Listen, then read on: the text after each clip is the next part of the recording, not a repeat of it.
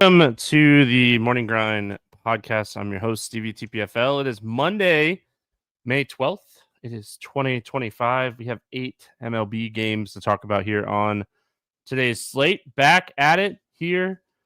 Always a lot of fun to come back on Sunday nights and get back in the baseball groove after a long weekend of a ton of NASCAR content. I don't feel like I slept much on Saturday night. I think I slept like 3 hours, and then it was Mother's Day. Happy Mother's Day. It is Sunday still, so happy Mother's Day to all the moms out there, all the wives. We couldn't do what we couldn't do what we do without you. So my wife knows how much I love her, and gosh, she is my support system. So happy Mother's Day, everyone. Derek in chat. Larson is good at racing. Yeah, he he was really good. So back at it with some baseball. Like I said, 8 games. We got some top end pitching. I was excited because I had looked at the slate on Sunday morning, and it looked like we were going to get Max Fried pitching for the Yankees against Seattle. So I was really excited. I was like, all right, we have a few like really top end pitchers to kind of go through, and then as the day kind of went along, it looked like they pushed Max Fried back a day. So we're getting Schmidt instead of Fried. So that hurt a little bit. I like the pitching on the slate for the most part. I think there are a couple really good options, and I think there's a couple really risky options, and we'll talk about it as we break these games down. If you haven't already, head on over to youtube.com/morninggrind. Hit that subscribe button, turn on notifications, come hang out with us in chat live. We have an awesome community here with the Morning Grind. So appreciate everyone being a part of such an awesome community. Let's jump in and talk some baseball. 8 games. We'll break them all down. What's up, chat? Pittsburgh at New York facing the Mets. 7 total in this one. The Mets, a 135 favorite. Yeah, Mets a 135 favorite. We got Paul Skeens against Peterson, and the Mets are a favorite in this game with Skeens on the hill. So I had to double look that. I was like, all right. So I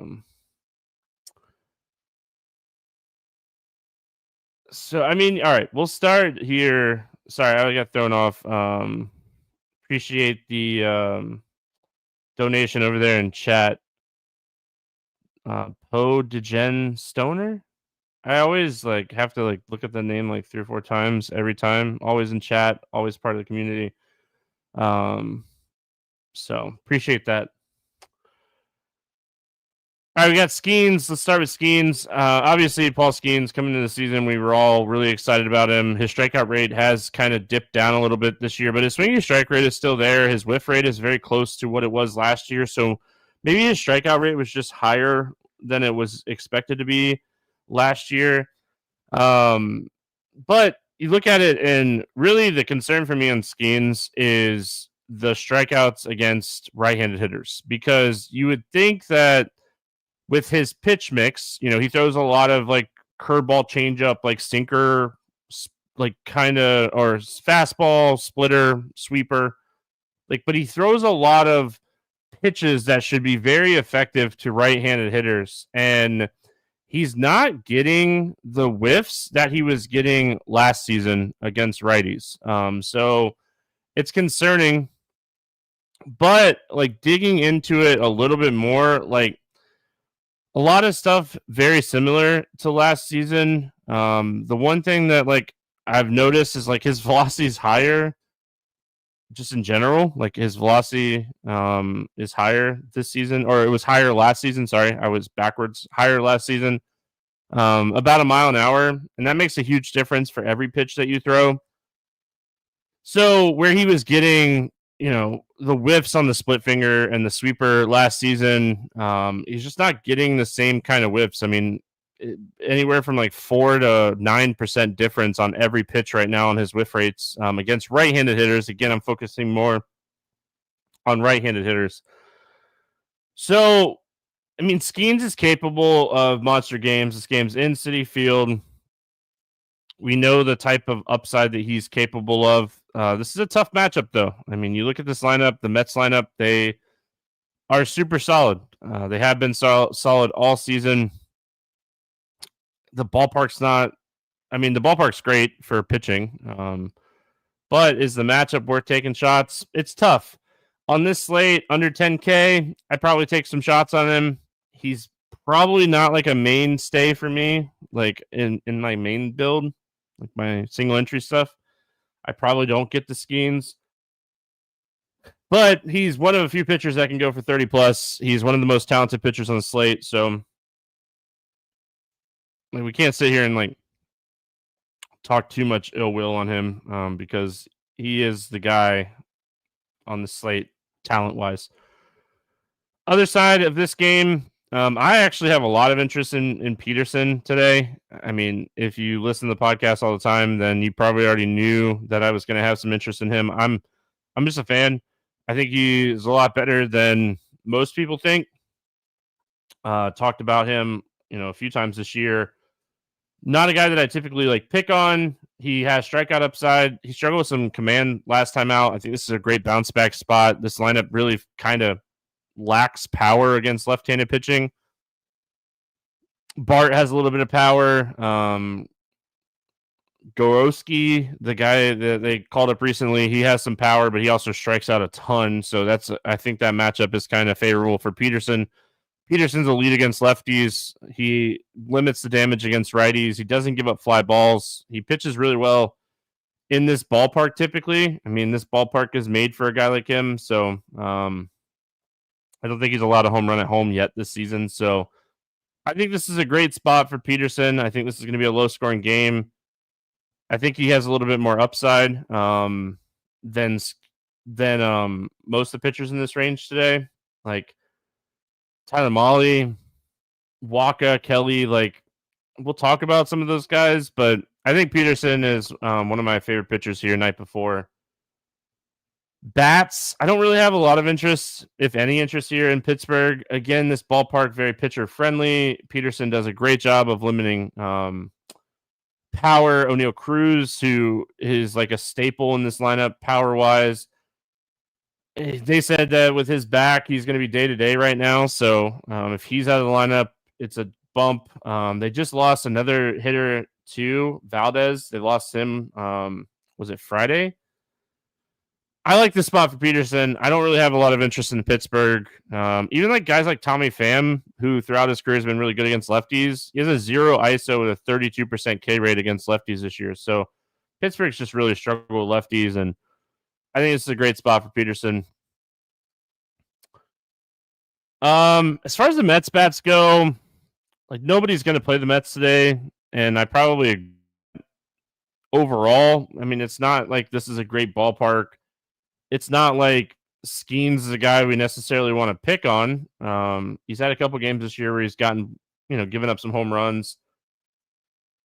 But overall, I mean, he is so incredibly talented. So I don't think I want to play Mets bats. If I did, it'd be like Pete Alonso, Juan Soto, Francisco Lindor.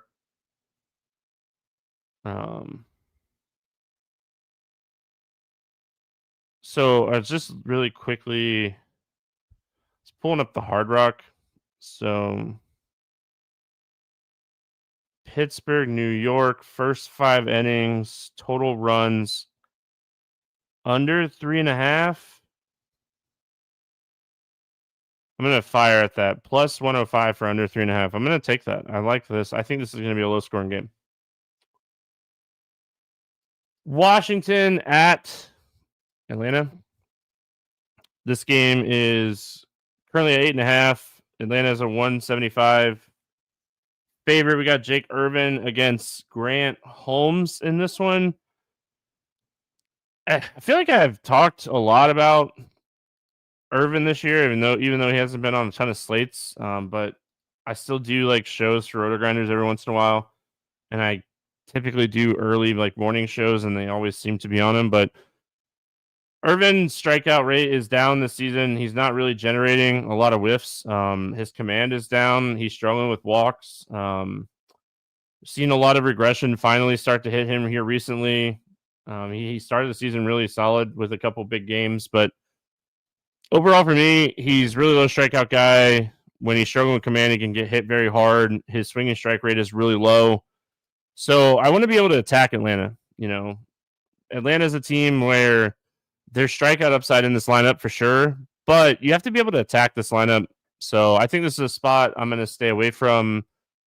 Jake Irvin, I don't think he has a ton of upside in this matchup. Going to the other side, Grant Holmes. Grant Holmes has some strikeout ability. I've targeted his strikeout prop a couple times this year. Like looking at the Washington lineup, they have plenty of strikeouts in this lineup. The top half of this lineup has been really solid this year. Abrams has been really good.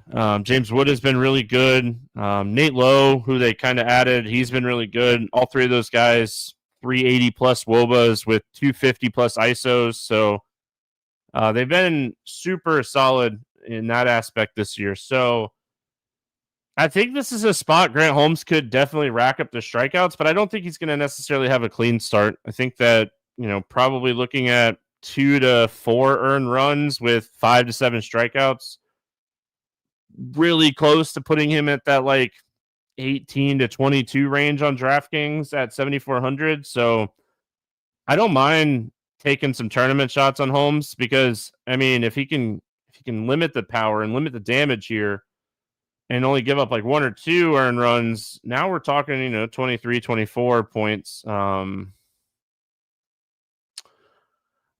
I don't mind Holmes in large field tournaments. The bottom half of this lineup still struggling. There's a lot of strikeouts in this lineup too. Like as good as they've been better, right? We're so used to Washington just not being great, but as they're still middle of the road, bottom 10 in a lot of statistics. But I think Holmes, he has a little bit of upside here. Downside too. Washington bats. It's really the 3 hitters that I just talked about. It's Abrams, it's Wood, it's Lowe. Those 3 guys have been awesome this year. You got to pay up a little bit to make that 3-man work, but if you want to take some tournament shots on that 3-man, I don't hate it. I think probably more of a mini stack for me than like a full stack. I don't think I'd 5-man stack them.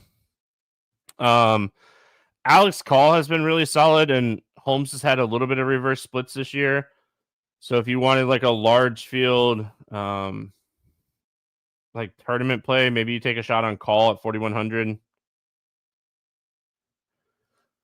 Other side here, I like Atlanta a lot. Again, looking at Jake Irvin this year, he's really struggled with left-handed power. He's really struggled with command. And I love to target pitchers that struggle with command because if you're struggling with command, you try to groove a couple pitches, and those are the types of pitches that end up over the fence. So, I love this spot for guys like Matt Olson. Verdugo at the top of the lineup. He's been awesome at like putting the ball in play this year. You get your upside with like Riley and Ozuna, even righty-righty matchups. So don't sleep on Eli White. I know I've said that a lot this year, but still under 4K and still hitting. And he can run. So don't sleep on Eli White. He's having a really quietly good season. 291 ISO, 395 WOBA against right-handed pitching this season. Watch the weather in this one. Obviously, we'll see what Roth has to say. But this is one when I was checking like wind and stuff the night before. This one did have a little bit of weather concerns, but I can't like rely too much on night before weather. I always check what Roth has to say. Kevin Roth, best in the business, not even close. Miami at Chicago, taking on the Cubs. 8.5 total in. Oh, it's 8 now. It's 8.5 some places. It's 8 some places. Cubs a huge favorite here at -245. It's Cal Quantrill going up against Colin Ray. Miami was so disappointing on Friday. I just wanted everybody to know that. I stuck to my word. I said that I was going to play Miami a lot. I played them a lot. I had some really, really good teams with Miami bats in them, and they did not do anything. And the pitching, the umpire in the Miami game on Friday might have tilted me more than I've been tilted about an umpire in a long time. He squeezed Max Meyer so much in that game. Oh my gosh, there was like 2 straight that were like almost right down the middle, way inside the strike zone that he called balls. And yeah, I was tilting that game a little bit there. So anyway, that was Friday. Daily fantasy. We're on to Monday. Weather looks like a little bit of concerns, but nothing too crazy. The wind is blowing in at about 10 miles an hour, and it's like 60 degrees, so not like the ultimate hitting weather. Doesn't matter for me with Cal Quantrill. Like, I don't want to play him. He's not very good. He has a 15% strikeout rate. His WOBA is almost 400. He doesn't miss bats. He gives up a ton of barrels. So I don't want to play Cal Quantrill. I know he's really cheap, but and I know he pitched really well last time out against Dodgers. Good for him. The Cubs have been awesome this year. Just no real interest for me in this spot. The other side of this game is kind of interesting. Colin Ray, cold, windy day. Miami definitely lacks power. They are also dealing with our boy Myers got hurt over the weekend, and there's a chance that he does not play in this game. So that helps some of the speed issues that Colin Ray might have to deal with in this spot. So I don't necessarily love Colin Ray, but I think he does a good job of limiting power, especially to right-handed hitters. You look at this lineup, they don't have a ton of power in the lineup. A lot of their power comes from like Ramirez and Stowers, Mervis. So I think Colin Ray is fringe play today. I mean, I would be super happy with like 15 to 20 points from him, and I think that's very possible. Cold day in Wrigley with the wind blowing in, maybe keeps one of those home runs in the ballpark. Just not going to strike a ton of people out, but it is the Marlins lineup, so it's not the worst lineup to target. So I think Ray is okay. As far as the Marlins bats on lineups that I'm not playing Ray, it'd be like Sanchez, Ramirez, Stowers, Mervis, Wagaman. I target those hitters against Ray. I definitely don't mind getting a little exposure here to Miami. It's just not the best hitting conditions. I like the Cubs a lot. Cal Quantrill is not good. This is a really good spot for the Cubs. I think people are going to be off of them anytime you get like wind blowing in at Wrigley. People jump off, but Miami's bullpen's bottom 5 bullpen as well. So not only are we getting Cal Quantrill, we're getting a really bad bullpen. So I'm willing to look past the wind blowing in here and just play the Cubs. But again, I play the Cubs every day, I feel like. And I mean, they're an awesome offense, man. They have so much upside. If Happ is out again, maybe PCA hits leadoff again. He's having an incredible season. I think he had his 10th home run over the weekend. So Tucker, Bush, PCA. I mean, I know Carson Kelly is extremely expensive, but like we are going to have some salary today with the pitching. I mean, I am with the pitchers that I like. So, I mean, Kelly might even be in play for me today. I like the Cubs. Definitely one of my favorite stacks on this slate. Colorado at Texas, 8.5 total here. Texas, a 285 favorite. Dollander against Tyler Mahle in this one. Rockies fired their manager today. I don't always think it's the manager's fault. And you look at the Cubs or the Rockies lineup, and you're like, is it really his fault? Anyway, we're starting here with like Dollander, again, one of the top prospects in all of baseball. He's just really struggled so far. It's still really too early to tell what he's going to be. And the fact that he has to pitch like half of his games in Coors doesn't help. Really struggled last time out. His K rate's down. It's like 19.2%. He's given up a ton of power to both sides of the plate. His WOBA's high to both sides of the plate. You could do worse at 6K most of the time, but I mean, Texas, they don't really strike out a ton. They also don't have like a ton of power, but they're bottom 10 in strikeouts. They don't strike out a ton. WRC plus, they're pretty low in that WRC plus category. They're not the highest team. So for me on Dollander, if you want to take some shots on the young talent pitching outside of course, sure. I don't personally like it. I like the Texas bats more than I like him here.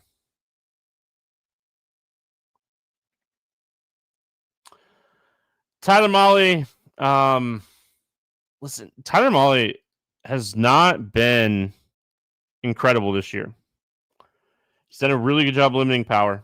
I know he gave up a couple home runs to my Red Sox last time out, but he's done a great job of limiting power this year. That was the first 2 home runs he's given up all year. His ISO is like 0.073. His WOBA is under 250.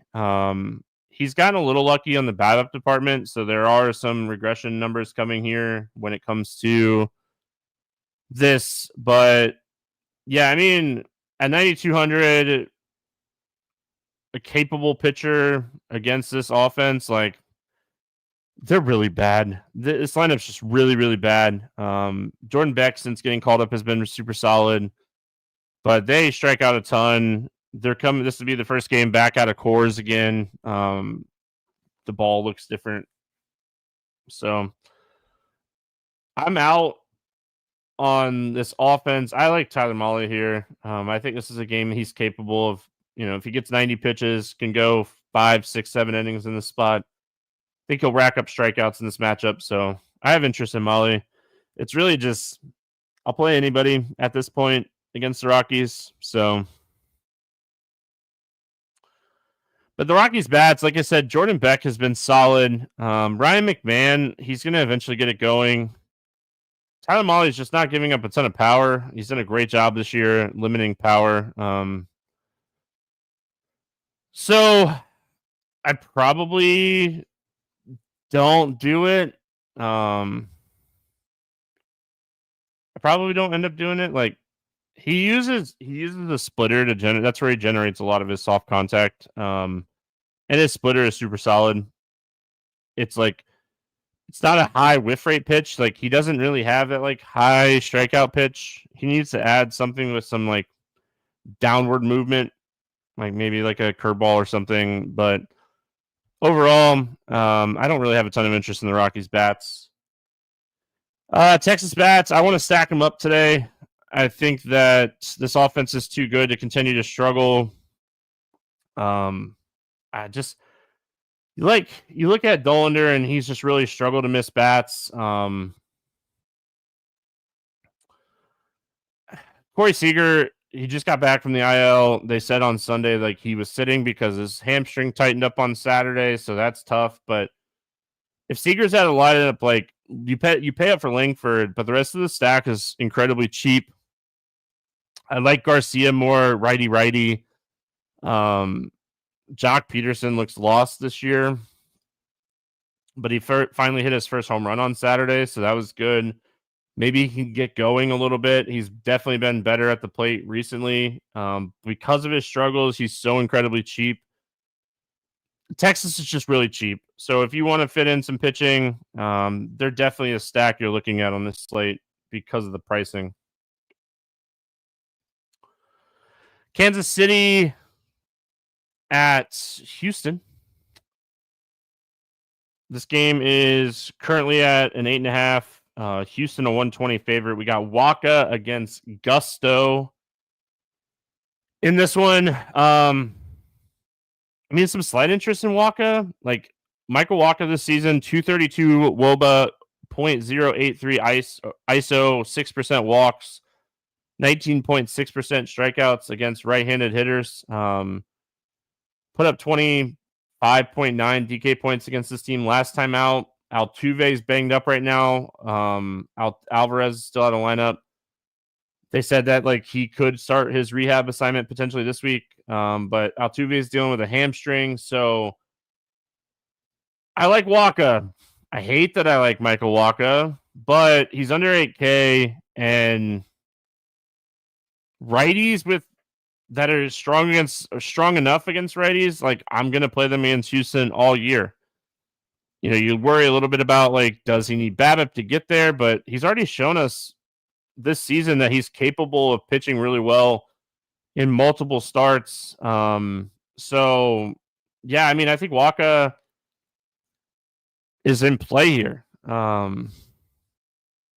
The other side of this game, like Brian Gusto has been really good against righties, and he's really struggled with left-handed power this season. And you look at this lineup, and you're like, okay, he might actually be able to beat this lineup because a lot of the power is right-handed. A lot of the top half of this lineup is right-handed. So do we take some shots on him? I mean, maybe. The one thing that like worries me with pitchers against Kansas City where they don't have a ton of power, they also don't strike out. They've been a really good team at putting the ball in play and not striking out. So I'm on the fence on Gusto. I like Walker more in the same price range. As much as I like Molly, like you look at it and you're like, Molly Waka, okay. Molly Peterson, I like, so I don't know. I'm not going to play 150 teams today. I can say that for a fact. Monday is like the only day off that I get during the week. So, and before I came on the podcast, my wife told me everything that we need to get done on Monday. So there's no chance I'm playing more than like 20 teams on the slate. So, yeah, I mean, for me, I don't have a ton of interest in Gusto just because I think his strikeout upside is limited in this matchup. And he can struggle with command from time to time. So I don't like that either. And they tried to move him to the bullpen too. So yeah. Anyway, all right. Kansas City bats. Vinny P, great spot for him. I mean, I don't hate like a Kansas City mini stack here with Pascantino. Garcia's been really good against right-handed pitching this season. I prefer lefties. That's why I was on the fence with Gusto, is because Gusto has just been so good against righties this year. So I prefer lefties. So like, this might be one of those like, hey, I'm gonna take some of these cheap one-offs down towards the bottom of this lineup, like Isabel or Waters, and just try to get that like home run, or stolen bases and like Drew Waters. So like I don't hate potentially looking at some of these cheaper lefties because that's really where Gusto has struggled. He's really struggled with left-handed power.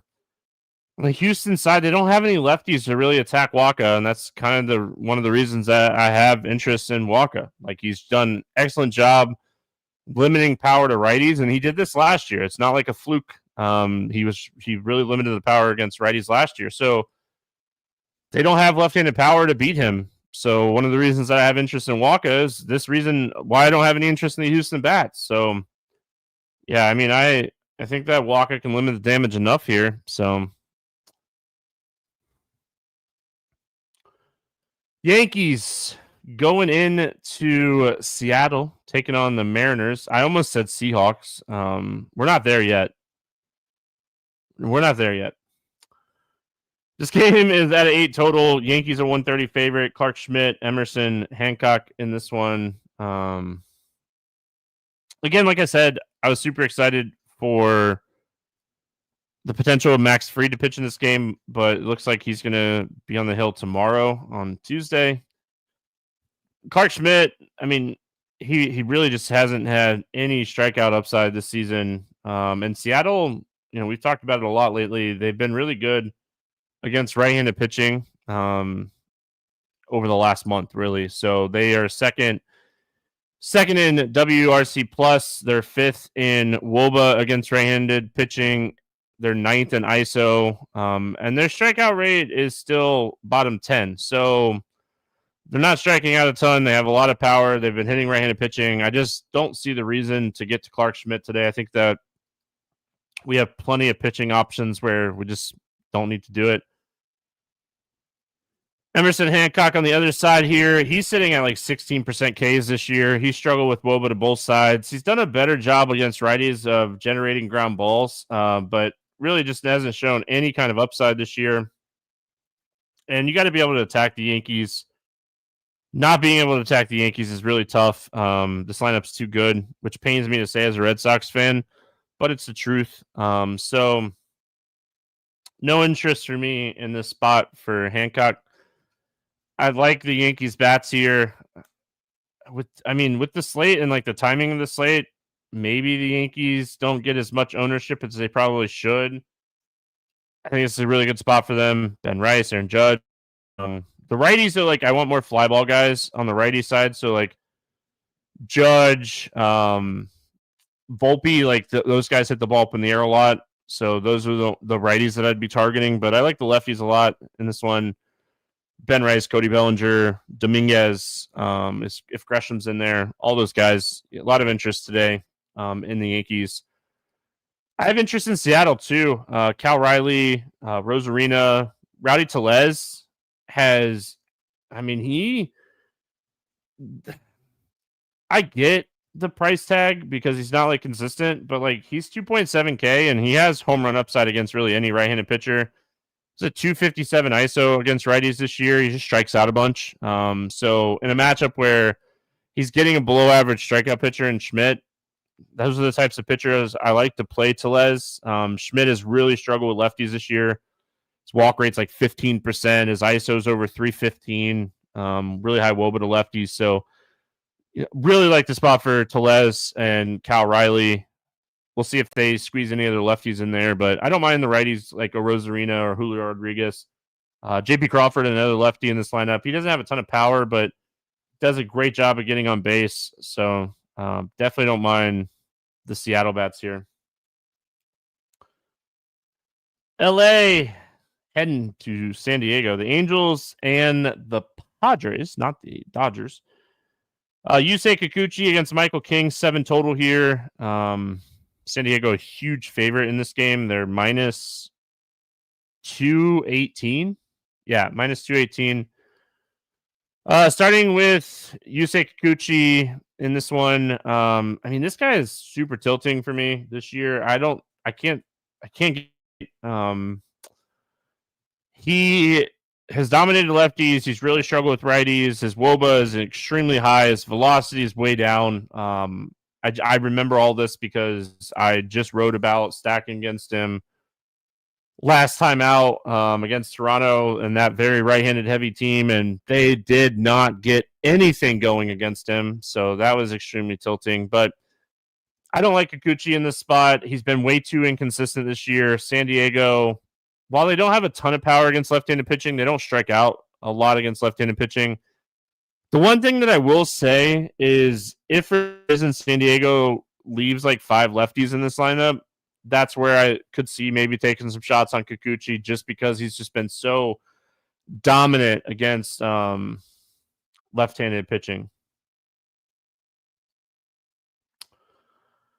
King on the other side of this game, a lot of interest in King today. I think he's one of the higher strikeout potential pitchers on this slate. You look at this lineup, and while they have power against righties, they also have an incredibly high strikeout rate. They lead baseball. They're higher than the Rockies against pitching this season at 6.4%.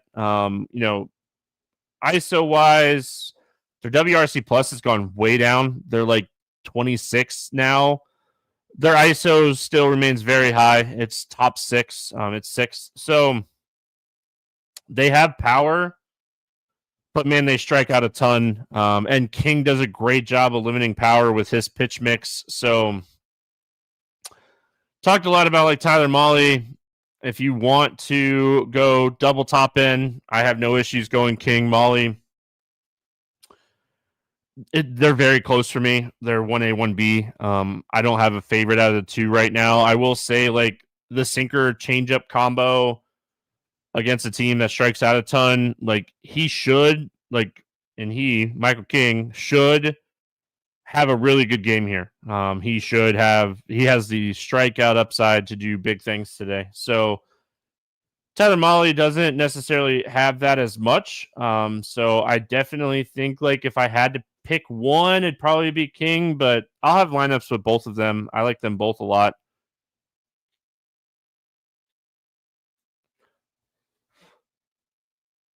Just got ink all over my finger. As far as the Angels bats, I don't have anything. I mean, if I was going to play the Angels, I'd stack them and hope that this is just one of those weird spots where King is struggling and they have one of their big power games, but I think there's better options today. I think they're going to strike out a lot in the spot. San Diego, I mean, I like the righties for the Padres here for sure. Tatis, Machado, Xander Bogaerts. Again, they don't have a ton of righties. You know, they have a couple guys on the bench that they could potentially start here. So you want to see what this lineup looks like. If they don't get all the lefties out, I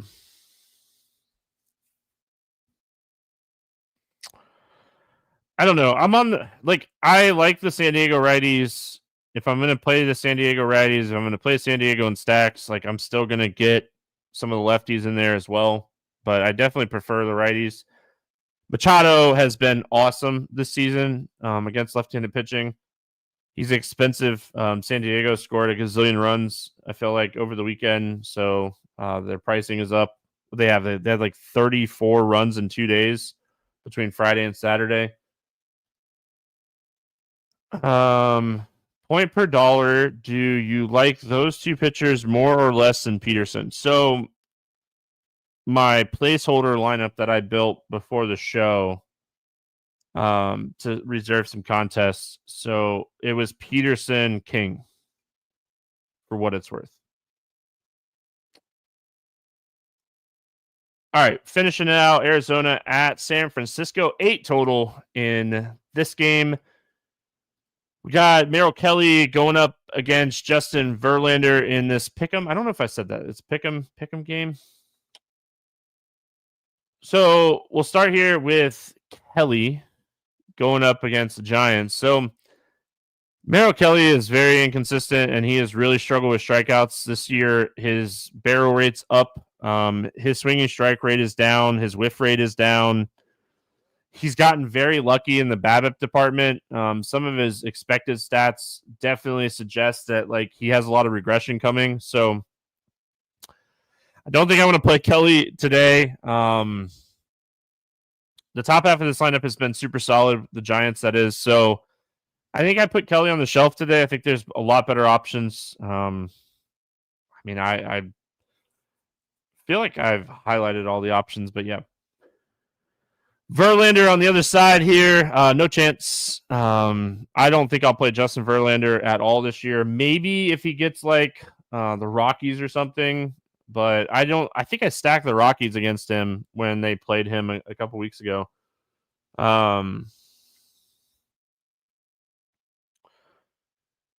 He's nothing like he used to be. He's giving up home runs. He's struggling to generate ground balls. He's giving up a hard contact. So Arizona is one of the best teams in baseball against right-handed pitching this season. So I don't have any interest in Verlander. They're top 5 in like every statistic that we look at. They're first in WOBA, 4th in WRC plus, first in ISO. They're really good against right-handed pitching. Now you don't necessarily love the ballpark, but yeah. I like Arizona a lot today. Verlander is very hittable. Arizona is going to be very low owned on this slate. So Carroll, Perdomo, Smith, Naylor, Suarez, all of them. I'm in on the Arizona stack today. I'll typically build like a 20 entry max, a single entry team, and like some 3 entry type contest builds. And there'll be a team that I target in like a 3 entry max build plus the 20 entry max. So I like Arizona a lot today. I would not sleep on San Francisco in this spot. Yaz, Chapman, Holy, Adames is better righty. Don't sleep on San Francisco. They're cheap. They're going to make some stacks work. I think I'd use them more mini stack wise, but Kelly's very inconsistent. He's been very inconsistent all season. Again, a lot of his advanced stats suggest that like he has some regression coming. So don't sleep on San Francisco in this one. All right, morning grind game. Feels good to be back on Sunday night here, Monday slate. Under 8K to get under 8K to get 6 or more strikeouts. I wrote it down wrong. I need to get another sticky note and put it on my Mac because I wrote down under 8Ks to get 6 or more strikeouts. And that's why I've been messing it up. I just realized that.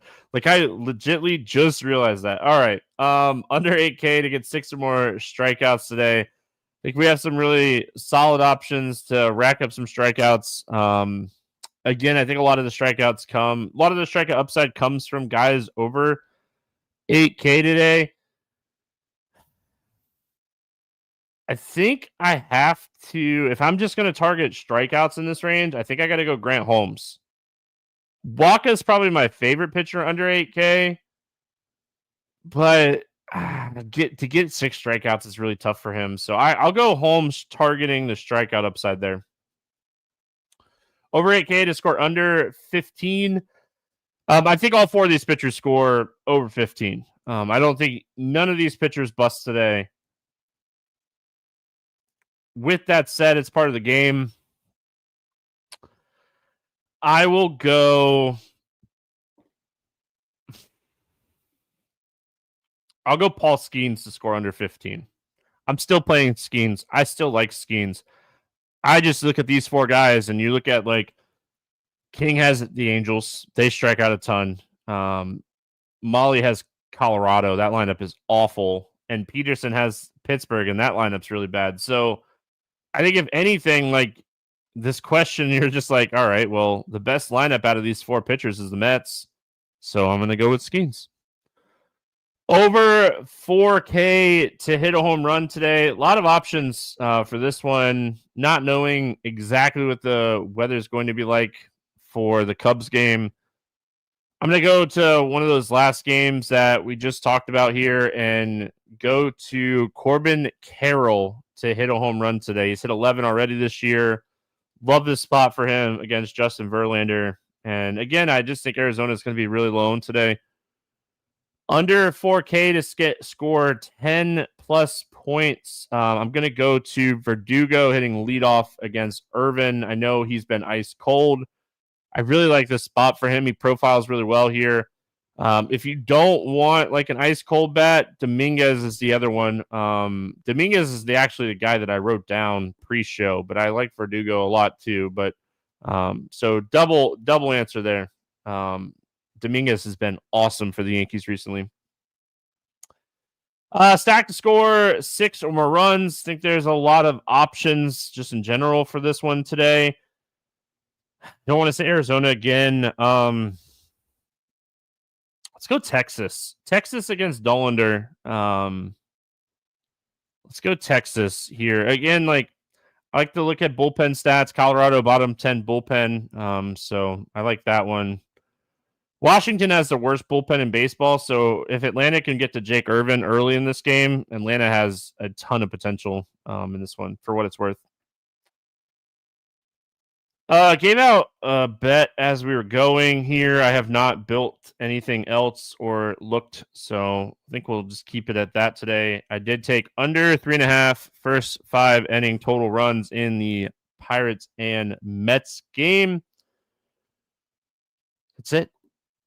So, I mean, I like a lot of the favorites. I like San Diego.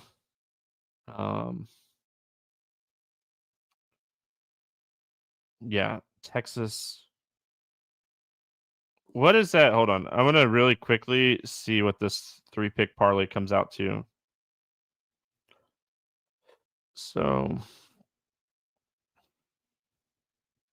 San Diego, Texas.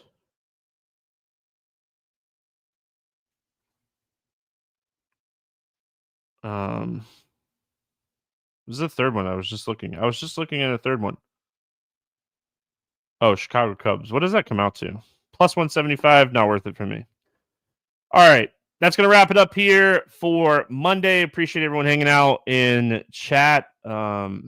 Always fun. Great community. You guys are awesome. If you haven't already, hit that subscribe button over there on YouTube. Back on Tuesday, talking some baseball. Good luck, everyone. I'll see you then.